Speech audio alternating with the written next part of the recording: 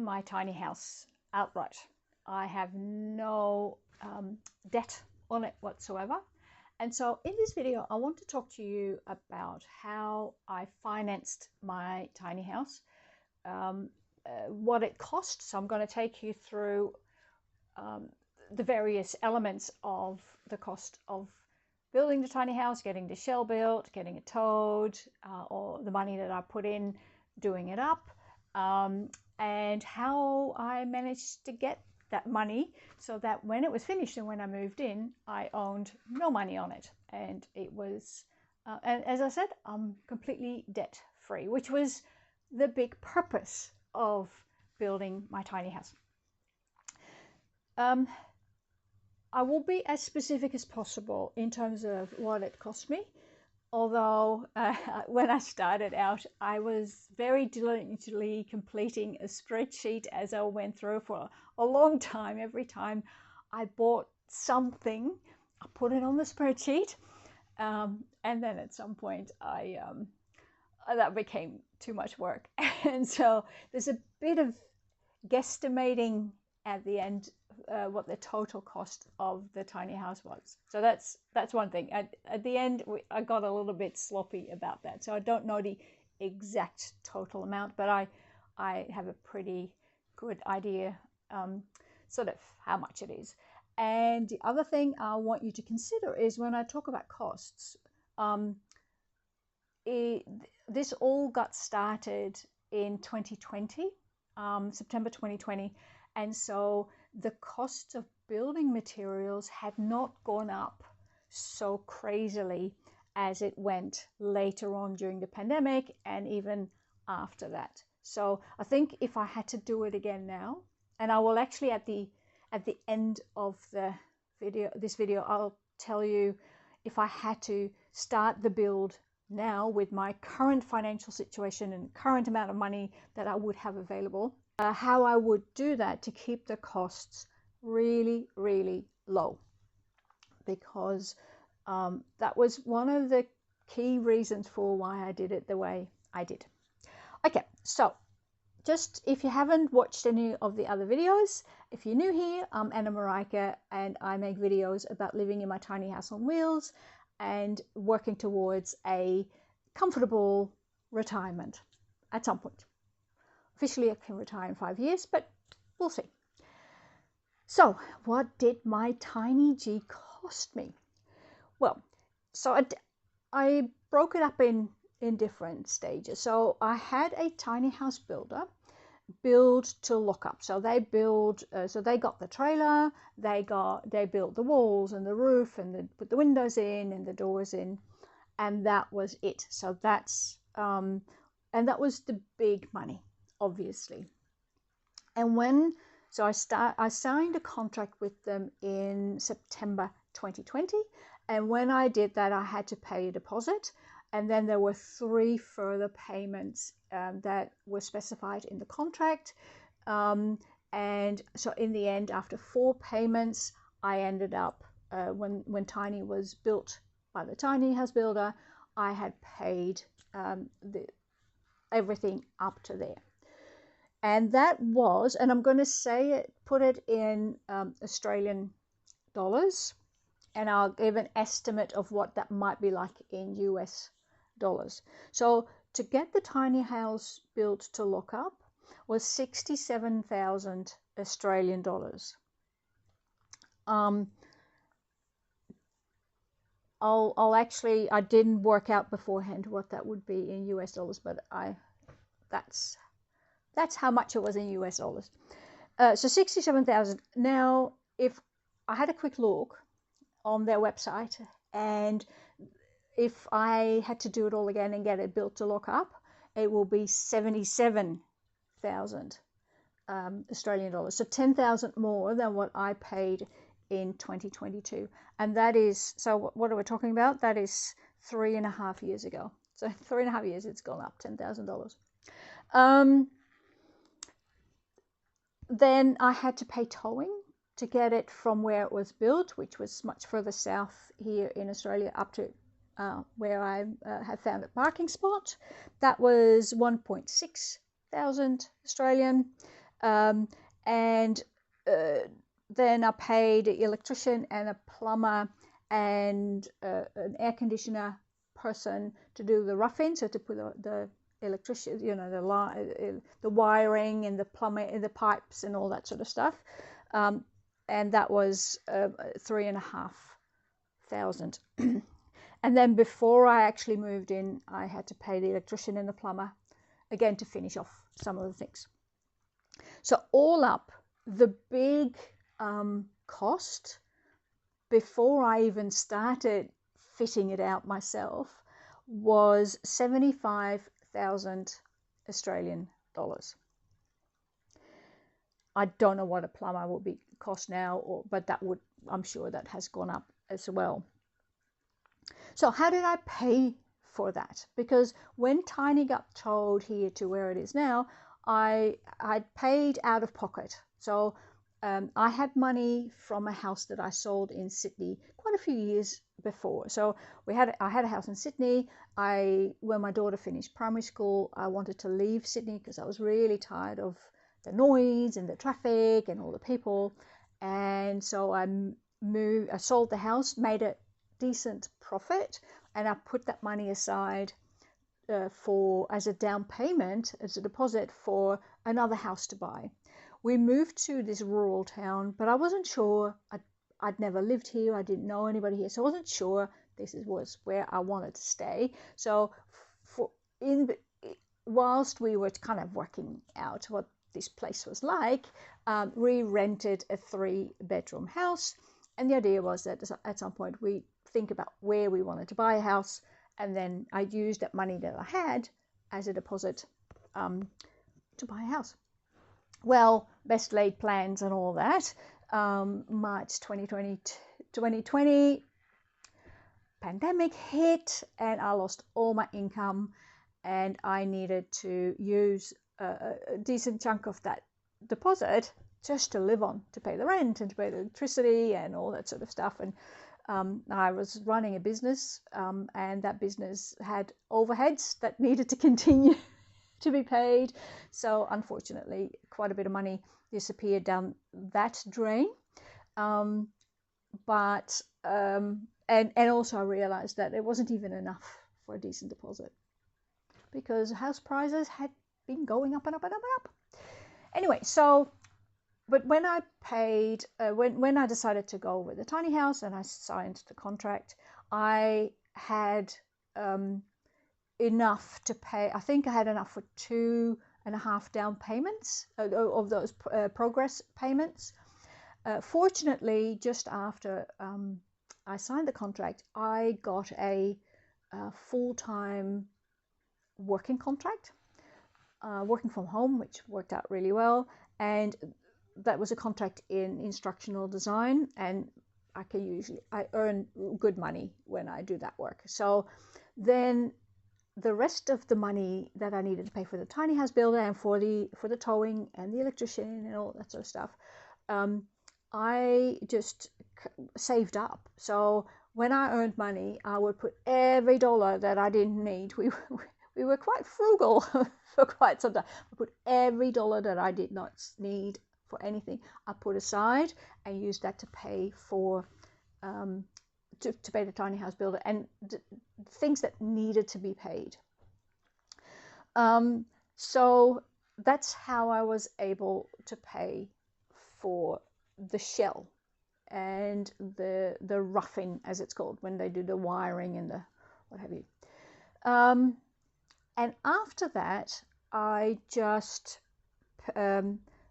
paid things and purchased materials and did work as I had the money. So when Tiny was delivered here, I was still working in that contract. So that was great because it earned well. So then I just, put every dollar aside to pay for materials. And at that point, they hadn't really gone up too much. I'm talking about sort of May 2021 and to the end of 2021. So the bulk of the materials I had in terms of like insulation and sheets to put on the walls and on the ceilings, and timber and that sort of thing, I had bought before it got really expensive. So I was lucky. But yeah, so then I moved in, when did I move in? 2 years ago. So April 2023. So it took me 2 years to fit out the house. And so I just paid for materials as I went along, as I had the money. And all up, with a little bit of guesstimation, the build of the tiny house cost me about 90,000 Australian dollars, which would be about 57 US, 57,000 US. Wouldn't it be nice if it just cost me $57? Now, I did a quick look at the tiny house builder. If I now had to get it done and get them to build the entire thing, it would be this size tiny house with kind of the way it looks, with the kitchen and the bathroom and what have you, would be about 116,000 Australian dollars, which is about 73 US, which is still not bad. I think I see often other videos where people pay a lot more than that, but that's what it would be now. So the way I did that, so initially money that I had from selling my house, plus saving every dollar, meant that when I moved in, I was debt free, which is what I wanted, and I was very lucky. If I had to do this again, and this, I think, it gets a bit more complicated. So because I don't have, and we have to assume that I spent, let's say if I had to build a second tiny house, with the amount of money that I have now, which is very little, how would I do it? Because I think it would still be worth it because of how much money I'm saving by living tiny. And I actually made a video about that, the 4 surprising benefits of living in a tiny house.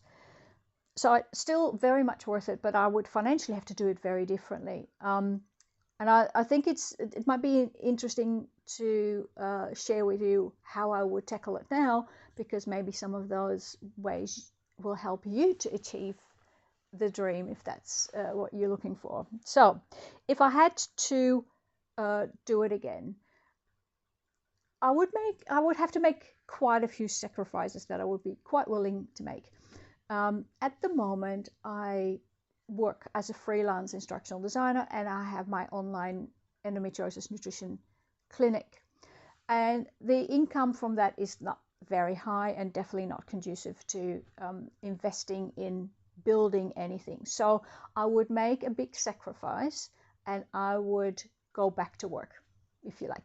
I would go back and find a contract, an instructional design, learning design contract. It pays well because I get paid a day rate, and so as a contractor, it's quite lucrative.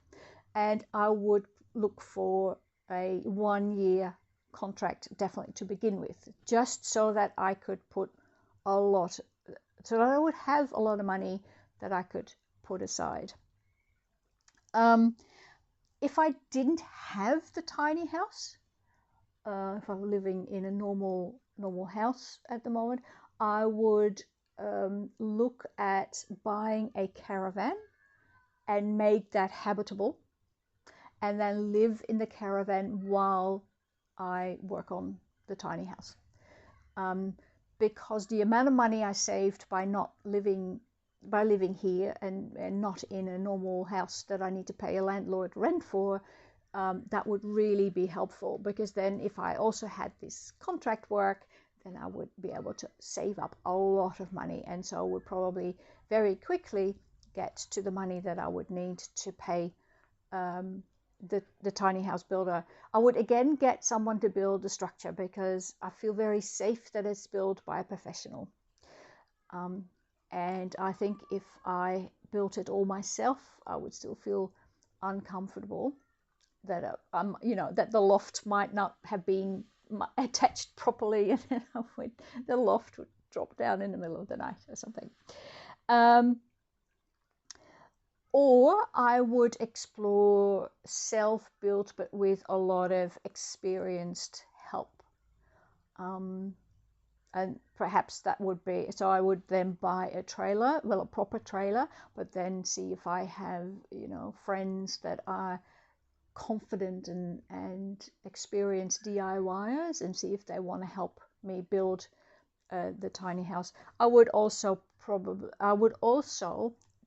invest some money in doing a course, a carpentry course, or there is a company here in Australia, and they run tiny house building courses, and then you build a tiny house for someone else, but yet kind of you learn how to build. So I think I would definitely up my own skills so that I can do more of the work, and that way keep the costs down. So I'd explore those things so that I can take on more of the work and therefore have to pay others less. So that's 3 things so far. I would sacrifice my work freedom and take on a full-time, long-term contract. I would look into, if I was living in a normal house and paying lots of rent, I would look into buying a caravan and living in a caravan, which here in Australia is very doable because we don't get crazy cold winters, and would consider upskilling myself to a point that with the help of some experienced DIYers, I can do a lot of the work myself. If I chose, and then the 4th strategy is I would scour Facebook Marketplace for secondhand materials. I did spend quite a bit of money, I think, that I could have saved. I just didn't need to, but if I'd looked for secondhand things, like my kitchen is an IKEA kitchen, and that's new. I bought it new. I would probably see if I would look at secondhand windows, for example, secondhand doors. I would probably not include, if I really had to, do it low budget, I would not install 2 skylights because they were a luxury. I love them. I love my skylights. But if I had to be really, really money conscious, I wouldn't put that. That was really just luxury, so I wouldn't put that in anymore. But yeah, I would really scour the second-hand world for as many building materials as possible, and that could be the flooring, that could be leftover insulation from other works, if I can take that off at a nice price, that sort of. I would go to timber yards and see if I can get cheaper materials. I went very sort of, whatever was convenient, whatever was available, whatever was required the least amount of work. Whereas in this case, it would be financial, getting it for a low cost so that to keep my material cost down as much as possible. Still would need, if I could build it in situ, I wouldn't need a towing company. Still would need an electrician, because I think some things need to be done properly. So I would definitely get an electrician to do all the wiring and then the connection of everything.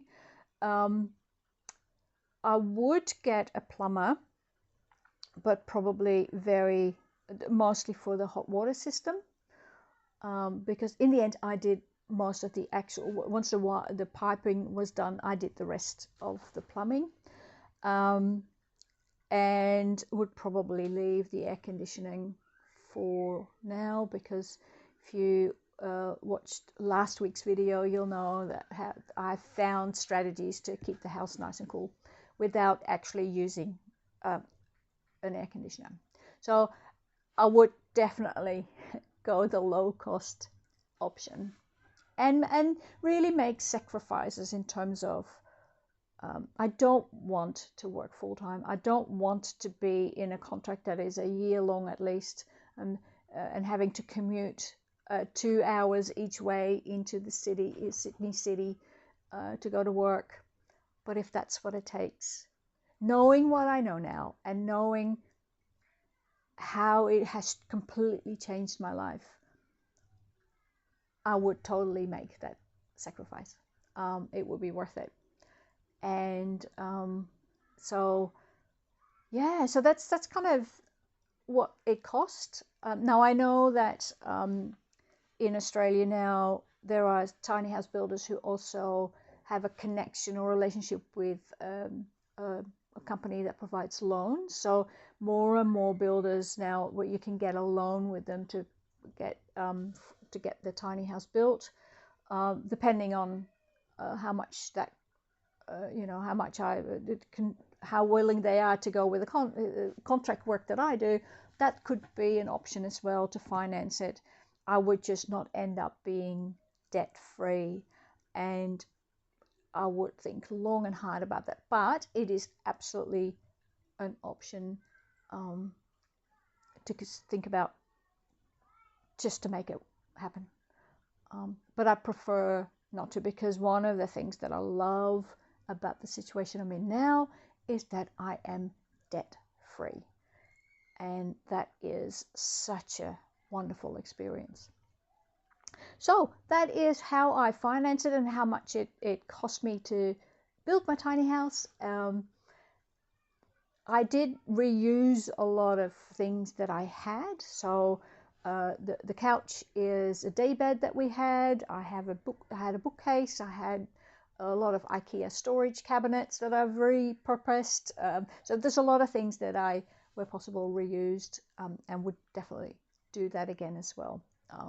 So if you are looking at a tiny house and you're thinking, oh, the financial side of it is challenging,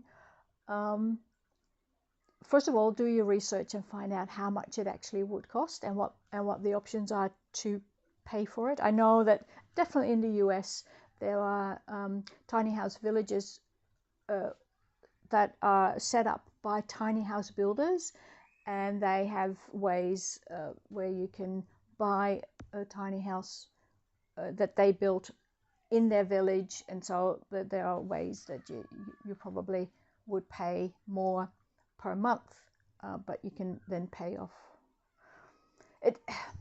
It's worth it, and that's, I would sacrifice a lot if I had to do it again, just to in the end up with the peace of mind of having a roof over my head, a comfortable house, because that's the thing, it is comfortable, and it means that I have, my biggest worry has been when I found out how little pension I would get at retirement.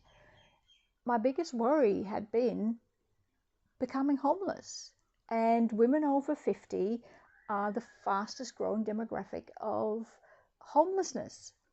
We don't end up on the street, but we live in cars, or we couch surf, or and I was so worried about that, that I would still be worried about it if I didn't have my tiny house, and if I didn't own it outright.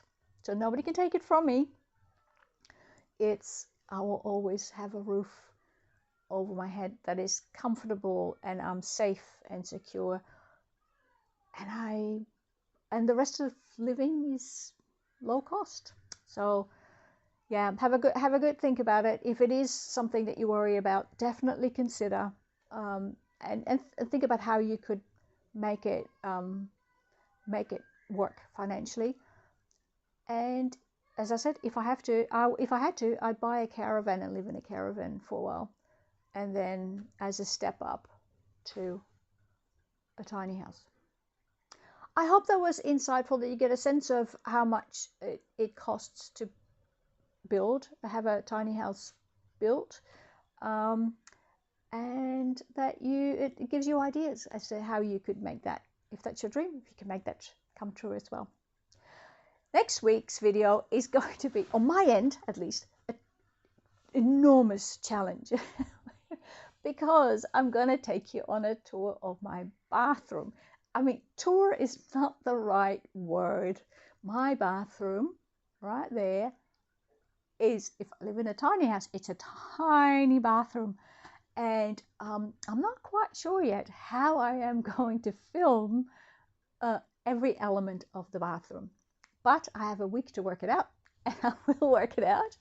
And I will tell you, show you how I have, what's in my bathroom, why I did it the way I did.